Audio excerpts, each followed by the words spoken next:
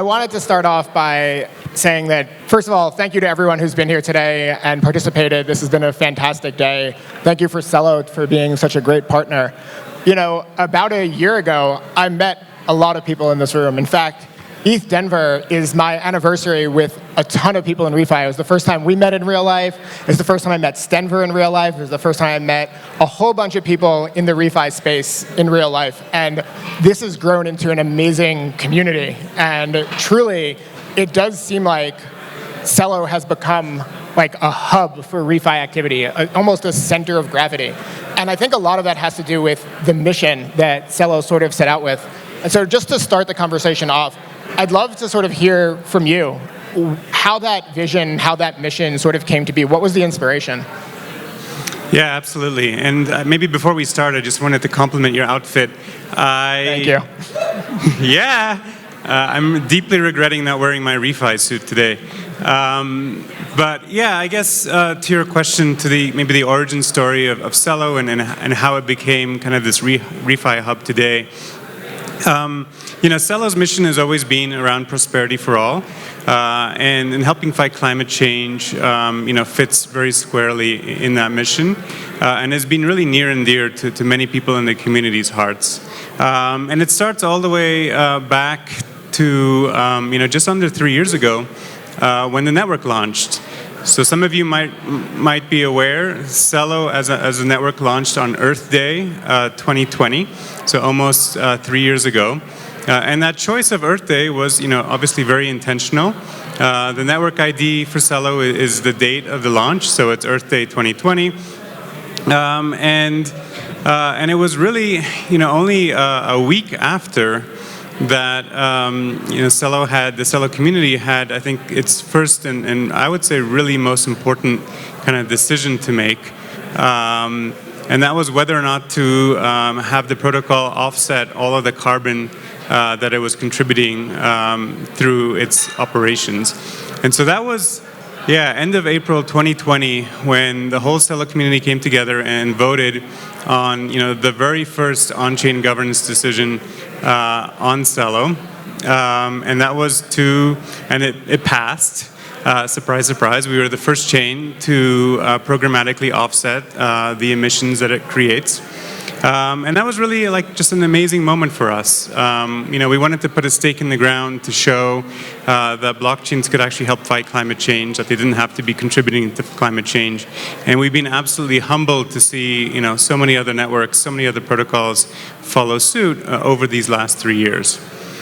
Yeah, and I think it's worth like really underscoring how important a milestone that is. By actually embedding into the protocol itself the need for carbon credits, right? To actually say we are going to be a carbon negative, beyond just being carbon neutral, we're going to offset not based on a footprint, but based off of the protocol itself and based off of the actual inflation in the protocol. You actually build the necessity for carbon credits at a protocol layer.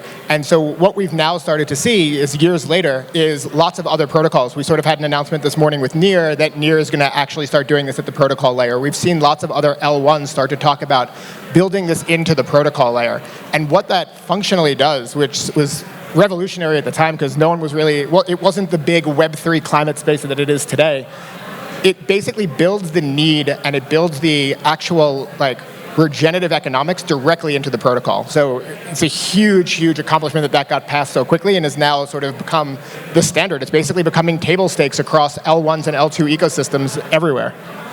Yeah, and I think what's really interesting and exciting is, you know, now through on-chain governance, like we as the Celo community can think about how to direct that purchasing power of the protocol. As more and more projects go live with the ability to retire on-chain natively, it becomes really, really interesting and fascinating that, you know, we can start thinking about having the protocol just buy those credits automatically and retire them on the spot. And so that's really, really exciting. The other thing, you know, just speaking of on-chain governance, the other big, I would say, milestone for the protocol was funding the Climate Collective. Hands up if you've heard of the Climate Collective. Okay, woo, lots of people. And so, the Climate Collective has been obviously really, really instrumental in the ReFi space. I think it has 23 members right now. And that was funded, again, using on-chain governance with a governance proposal that took funds from the Celo Community Fund. It was around $5 million at the time to seed, this amazing collective that has grown into something just really, absolutely, impressive today. And so that's also been, I think, a really big driver for the ReFi ecosystem on Celo. But I think maybe the thing that gets me the most excited, and Phil's heard me talk about this a bunch, so I'm sorry, you're gonna hear it again. Sep, Rennie, and I, 5 years ago, when we were thinking about Celo, one of the reasons we got so excited about building a layer 1 was we were absolutely just enamored by the power of making value programmable. And there was this one idea in particular that was in the back of our heads, this idea by Charles Eisenstein, who created this 15 years ago, more or less now. And the idea is that whatever backs money, people tend to value more of in the world. And so his, I would say genius idea was, well, why don't we back money with things that we want to see more of in the world, like virgin rainforests or pristine rivers. And he tried, for a while to get central banks and governments to work together to make this happen. But, not surprisingly, it was too difficult to do in the fiat world.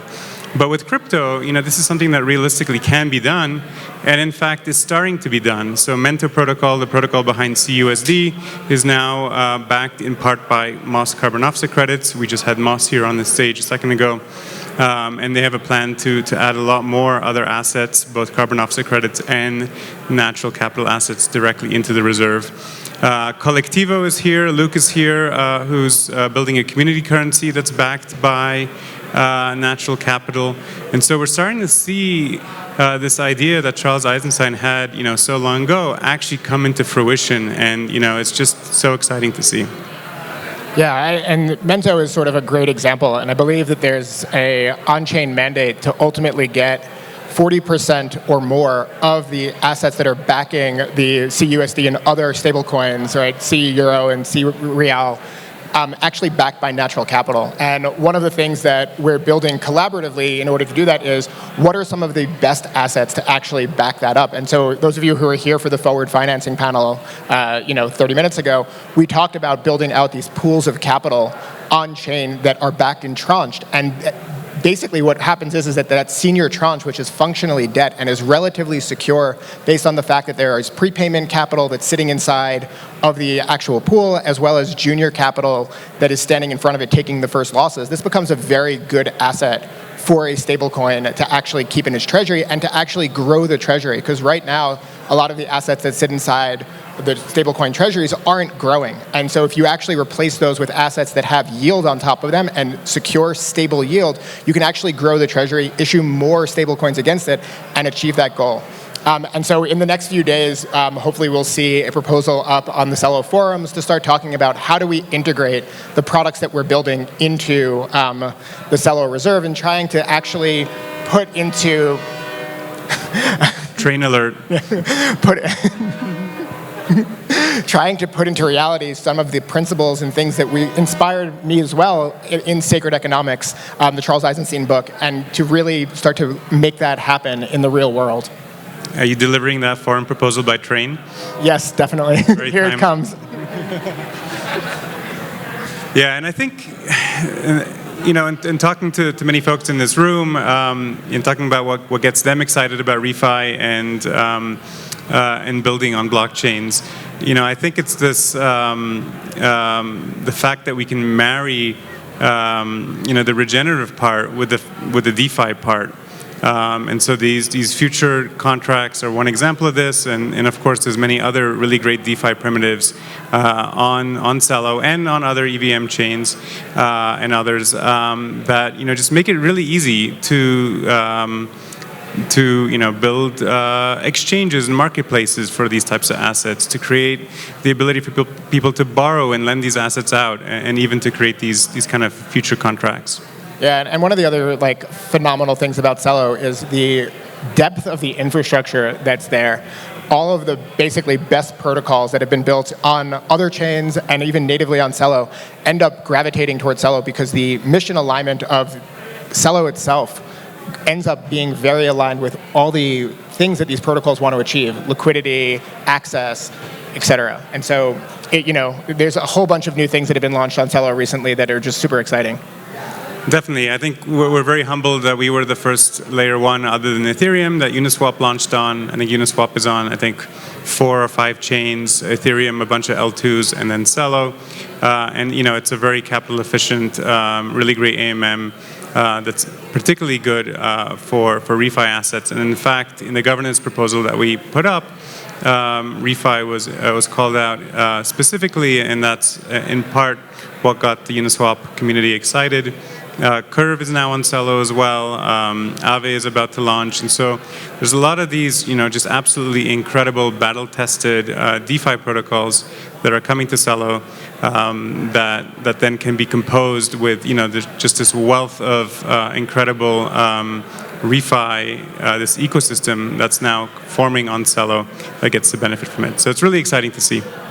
Yeah, and we spend a ton of time today talking about how blockchain can provide a real scaling solution for carbon markets and climate change in general. It's interesting, I'm curious on your take of why Web3, sort of everyone in Web3 is now gravitating towards this, and what Web3 enables that sort of Web2 did not enable. Yeah, and I think, folks did a great job talking about this a little bit on the previous panel.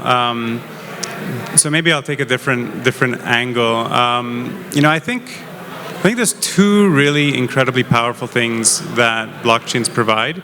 I think the programmability of data that has value associated with it is clearly one of those incredible things. But the other thing that's just really, I would say, exciting is that it enables coordination on a really massive scale. And I think these 2 things in particular, I think are really interesting, both for the voluntary carbon market, but also for ReFi in general.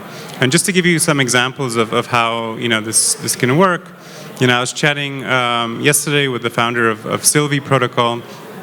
Sylvie's created a protocol that's been planting trees in Kenya. They've created an incentive model that and they've created a mobile app that farmers in Kenya can use to go out, plant a tree, document that they've done so, and get rewarded for doing so with crypto assets. And that's something that maybe you could do on a small scale without crypto. But if you want to do this across many different geographies, many different countries where people use many different currencies, it starts to become much harder. And then if you want to govern this with a DAO or a group of folks who are excited about this mission and want to come together and solve it, it becomes also increasingly harder to do that without blockchains. And there's another project called the Great Green Wall, which is trying to plant literally a green wall that spans the whole continent of Africa in the sub-Saharan region. That spans a ton of different countries, and in order to actually achieve that incredibly ambitious and exciting end goal, it's clearly going to create, mass coordination on a scale that, is really only possible using blockchains. And so that gets me really excited. The programmability part is obviously also really exciting. That's what enables, people to come up with their own new methodologies, to help effectively disintermediate the whole value chain in the voluntary carbon market space, but also to innovate, to come up with, stable coins that are backed by trees, or to create protocols that can promote biodiversity. There's so many different ideas that have been floating about, and it's all really thanks to this programmable nature. It's really interesting. The whole Web3 crypto movement really started around changing the nature of money. And there are a lot of people who, very early on, myself included, got involved in this space because we bought into this thesis of the nature of money has to change. What currently backs money doesn't work. right? The way that money is created and the system and who controls it doesn't work. And now what we have is a step forward where it's not only just about the creation of money, but it's an entire technology tool set that allows for ownership and coordination at massive scale. And there are so many, it's amazing to be here at ETHDenver again this year and see how many new faces there are who are passionate about ReFi, who are coming into the space trying to learn about climate, trying to learn about Web3 and how the two intersect and how people can build on that. And it's truly amazing to see all these new faces. And I'd love to sort of talk about, when we think about the big picture vision of what we're trying to build, which is that we're trying to take the entire value chain of carbon and move it on chain, right? And take that entire, the entire capital markets, the spot trading, the use case, the utility, and bringing everyone together to do that. It's an enormous vision. It's an enormous challenge. And there are a lot of things that still need to be built. And so, from your perspective, if someone's here today who's sort of new to the space and looking to get involved, what's the best way to do so? Yeah, great question. Well, I think whenever you're new to Web3, I always encourage people to get a wallet, to start playing around with all of the different protocols out there. Carbon Path just launched this week. Go out, buy a ton of offset from Carbon Path and retire it. It's just such a really wonderful experience. And it's just really a great way to quickly and rapidly learn what's cutting edge today, what are other people doing. I think the whole value chain, is broad, right? You can do work on MRV, you can do work with methodologies, and thinking about how to make new projects, how to make it easier for new projects to get funded and to get up and running quicker. You can think about, the token side of things. How do you make these things more fungible? Not every carbon project is equivalent. But there's really value in having these things be fungible so that they can be traded more easily and so people can think about them more easily. So I think there's a lot of interesting work that can be done there. And then moving up on the value chain, the whole marketplace is really an interesting and unique challenge. The Fortune 500 companies have made these really big public commitments that are getting, McKinsey and Bain excited that this market's going to grow, by 15, 20x by the end of the decade. It's going to take a lot to get these companies comfortable with, custodying these assets on chain, with buying them on chain, retiring them on chain. So I think there's a lot of work to be done to make that process easy and comfortable for these, really big organizations. And then, beyond that, there's all the exciting work around what you can do with these things with DeFi, right? Can you borrow against them? Can you create these futures? Can you what kind of interesting instruments can you create? And so I think that's also really, really exciting. And that's just on the voluntary carbon market space. If you think about ReFi as a whole, there's so many other ideas from kind of this money that can be backed with trees to protocols that can incentivize other types of behavior. Really the sky's the limit. Yeah, we definitely get caught up often talking about carbon because it's this market that we're all so focused on, and we see this amazing opportunity in front of us. But sometimes that doesn't necessarily give us the chance to talk about what else is being built in ReFi. And there are a couple other amazing projects that have nothing to do with carbon that are ReFi-first projects that are built on Celo that are truly amazing. One of my favorites being Impact Market. Oh yeah, Impact Market. If you haven't heard of Impact Market, they're UBI protocol on Celo. And they've gone out and fundraised. Did someone just woot Impact Market? Yeah. It's amazing. They've fundraised, many millions of dollars now, and they've dispersed them to beneficiaries around the world in places like favela communities in Brazil, communities in Nigeria, even Afghanistan, and the Ukraine more recently. And people have then been using these UBIs and really using these assets, the way that you and I, use Venmo here in the US. They transact on public blockchains, and this money circulates in these communities. And some of that money is, again, backed by natural capital, like I mentioned earlier. And so it's creating these, really, really amazing pockets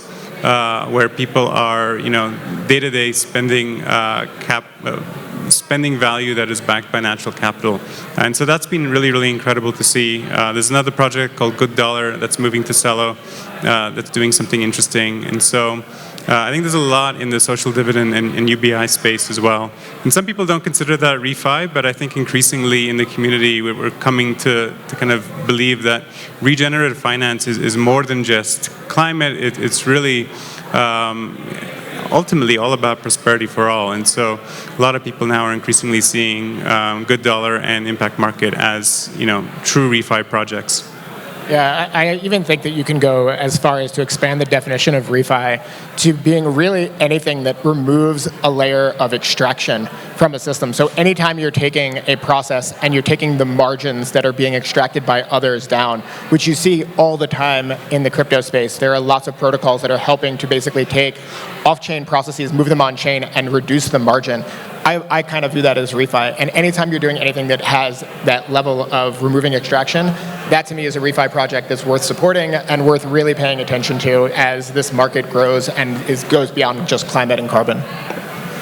Definitely. So I think we have 5 minutes left. Should we open it up to questions? Definitely. Any questions in the audience? Nothing. I have a question while people kind of mull over what they want to ask. So Gold Standard announced, was it yesterday, that they are now moving to this phase where they'll allow, I think, 5 projects and companies to tokenize their offsets. Flowcarbon is one of them. So I guess my question is, when GNT, and then follow-up question, does GNT's name change to Gold Standard Nature Token? Yeah, so one of the, we're obviously really humbled and honored to be part of the group that's going to help shape the guidance of how carbon credits are going to be brought on chain with Gold Standard. And Gold Standard sort of has been an innovator in this space for a while, adopting technology and using technology early, doing a bunch of pilots with DMRV.